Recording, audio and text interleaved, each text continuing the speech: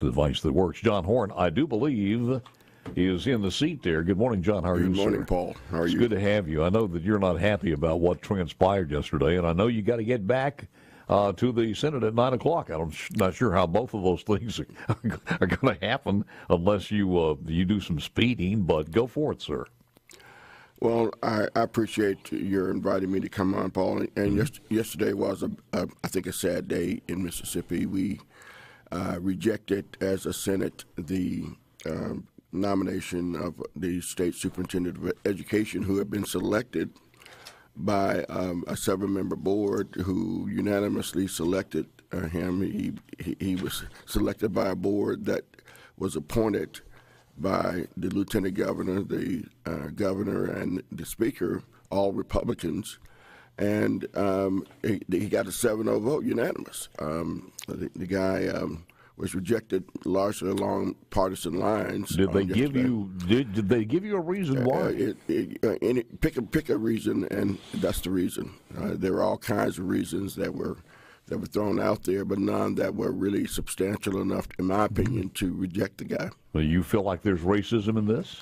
Oh, I think race played a role in it. I don't think it was the entirety of the reasoning. In both cases, because one case, which I read a little bit earlier this morning in an article from Russ Latino, was, and I thought this was as far as being more questions on this one. Of course, I understand her biggest fault is that she was an advocate for school choice, and that's Miss Kara Powell. Why would they turn her down? Well, there are a lot of reasons, and I think a lot of the politics of DeSoto County might have played a role in it. She's from that area, and there's some partisan, there's some internecine activity going on up there that needs to be sorted out. I think the fact that she was not a college graduate might have played a part in it, but I think race might have played a role in it as well. And the same thing as far as Dr. Taylor is concerned. Yeah.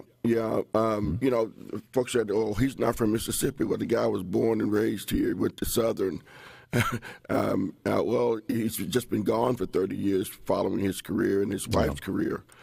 I don't like the performance of some of the districts he was in. Well, how North Carolina grades and how Mississippi grades may be two totally different things, but we had stellar recommendations from the state superintendent in North Carolina, other superintendents in North Carolina. He did a really smart thing of traveling around to visit with the local superintendents of struggling schools as well as schools that are doing well. And for all intents and purposes, superintendents liked him. The board liked him. It's just that our politics didn't like him for whatever reason. So what now? When will the committee meet as far as the board is concerned and put another candidate up? And or is that candidate going to have to wait for the 2024 session, or what happens now? I think anybody who's smart would wait. And what this thing has done is put a chilling effect on the ability of the state of Mississippi to recruit a state superintendent. Who's going to come in here? By the way, is this the first one that's ever been rejected that you know of? To my knowledge, yes. Yeah. Yes. And who's worth their salt as a superintendent or a prospect superintendent would come here knowing that, I could come in June, and then I've got to wait to be confirmed in the spring, and I may not get confirmed. Would I put myself out on that limb, my family out on that limb? I don't think so.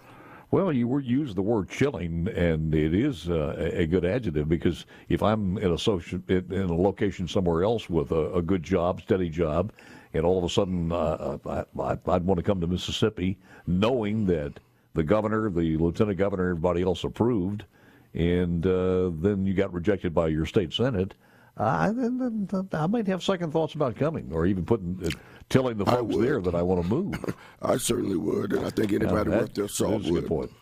Well, I think it would be fair to Mr. Taylor, Dr. Taylor, and also to the people of the state, and certainly the education sector, to have the people of that committee. Number one would be Dennis DeBar, which I would love to be able to get him on the air, but apparently he stays away from communicating with the people. I would love to know exactly why. And I think wouldn't you think that it would be fair and justified to let the people know why you did this on both of these individuals? Now, to the chairman's credit, he did bring the matter up for a vote. He could have pocket vetoed this nomination and not brought it up for any consideration. What was the vote? I believe it's 30-21, if I remember correctly. So the next step is just to appoint a new one, and you're not sure if it's going to require a special session to get them done? It could require. I've had the pleasure of being on the receiving end of a nomination fight with then Governor Fordyce, and he called a special session to try to force a nomination through. He was not successful. And I think he initially tried to reappoint the guy, but an AG's opinion said you can't do that. Yeah. The process has to begin anew, and they can't go back with the same guy. I'm laughing because I think it's probably one of the times they had to call the drywall guy into the mansion to replace some of the walls. Walls they got thrown at. Yeah. Well, I was just saying, boy, a colorful guy. Absolutely. Yeah. So the initiative process, where does that stand now? You said, does the House have that, or is it enough time for that? Is that just going to die? Yeah, no, we did a suspension resolution to allow further consideration of doing an initiative and referendum process. So we can do it up until the very last moment. 1020, is that going to die, or what's going to happen with that? 1020 is coming up for debate this morning, I'm told, and wow. Roll the tape. Yeah, roll the tape. Yeah. Are you going to behave yourself, or you just probably not? I think this bill, the bill that left the Senate is worse than the bill that came from the House originally. Well, then that would be your fault. You asked for that. Not I, said the cat. Oh, you know what time it's going to happen? When's it on the calendar? It's hard to tell. It's hard to tell. I mean, we that's the only thing left out of that, isn't it? I mean, the other one is gone. Well, no.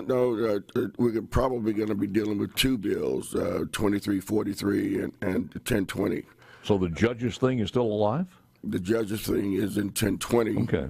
All right. And the Capitol Police No, I'm sorry. I got them backwards. Yeah, you're right. Okay. It will be in 2343. 2343. Yeah. It's hard to keep up with all these things. Yeah, it is.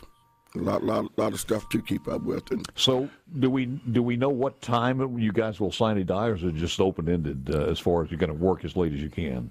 Well, we're extending the session on paper for 30 days. So, of course, we certainly won't be here in the next 30 days, but we're hoping to get out of here hopefully by Friday.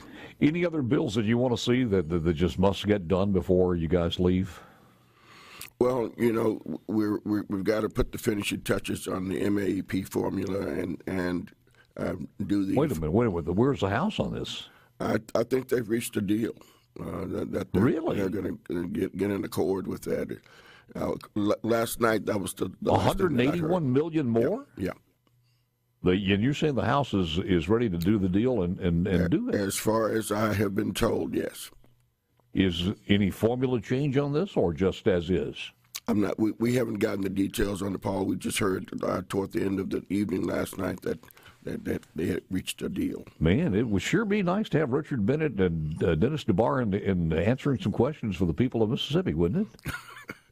That's your job, Paul. You go get them. Well, I failed at that, so. John, I thank you, sir. I know you've got to get back. Is there any parting shots before you? I just wish Mississippi would do more soul searching and coming up with better decisions on some of the stuff that we do. The superintendent decision was a bad decision. 2024, put a sign on the door, no lobbyists allowed. Thank you, John. Appreciate it, sir. John Horhn, we got can you believe this? Last segment is here? Where did the time go? Coming back next. Hang on.